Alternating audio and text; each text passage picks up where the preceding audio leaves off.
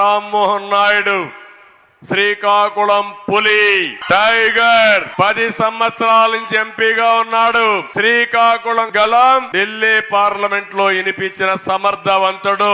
అనర్గళంగా ఏ భాషలో మాట్లాడతాడు. హిందీ, ఇంగ్లీష్, తెలుగు.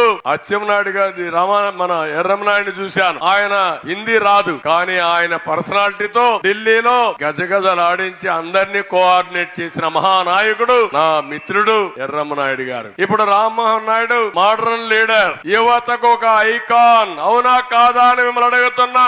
గళ విప్పితే అర్ధ గంట గాని గంట గాని మీరందరూ ఇనేటిగా చేయగలిగిన సమర్థుడు రామ్మోహన్ నాయుడు అని చెప్పి నేను మీకు తెలియజేస్తున్నా. అలాంటి వ్యక్తి ఇక్కడ 3వ హ్యాట్రిక్. నాకు డౌట్ లేదు, 2 ఎన్నికల కంటే మెజారిటీ ఓట్లేసి ఒక మంచి నాయకుడిగా దీవించమని మిమ్మల్ని అందరినీ కోరుకుంటున్నా.